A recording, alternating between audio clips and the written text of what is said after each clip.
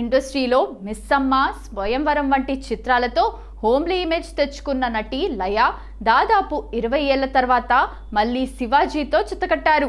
వీరిద్దరి కాంబినేషన్లో సుధీర్ శ్రీరామ్ దర్శకత్వంలో రూపొందిన డార్క్ కామెడీ క్రైమ్ థ్రిల్లర్ సాంప్రదాయని సుప్పిని శుద్ధపూసని ఈ నెల మార్చ్ 6న థియేటర్లలోకి వచ్చిన ఈ సినిమా ప్రమోషన్స్లో భాగంగా లయ హైదరాబాద్లో విలేకరులతో మాట్లాడారు.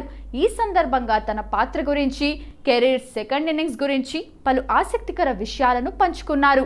లయ అనగానే అందరికీ ఏడవడం లేదా ఏడిపించే సాఫ్ట్ పాత్రలే గుర్తొస్తాయి. కానీ ఈ సినిమాలో నాలోని మరో కోణాన్ని చూస్తారు. ఇందులో నేను ఉత్తర అనే స్వార్థపరురాలైన భార్య పాత్రలో కనిపిస్తాను. నా కొడుకు నేను కలిసి చేసే పనుల వల్ల భర్తకి ఎప్పుడూ ఫ్రస్ట్రేషన్ తెప్పిస్తూనే ఉంటాను.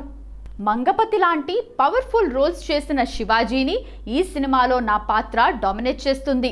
ఒక ఫ్యామిలీ అంతా కలిసి చేసిన తప్పేంటి, దాని నుండి ఎలా బయటపడ్డారు అనే అంశం చాలా వినోదాత్మకంగా, థ్రిల్లింగ్గా సాగుతుంది అని లయ వివరించారు. అంతేకాదు, నాపై ఉన్న పాత ముద్రను చెరిపేసి సీరియస్, శక్తివంతమైన పాత్రలు చేయాలనుకుంటున్నా. ప్రస్తుతం జగపతి బాబుతో కలిసి వదల అనే సైకలాజికల్ థ్రిల్లర్, అలాగే శ్రీకాంత్, జి నాగేశ్వర్ రెడ్డి కాంబినేషన్లో యమలీల తరహాలో సాగే ఒక సోషియో ఫ్యాంటసీ సినిమాలో నటిస్తున్నా.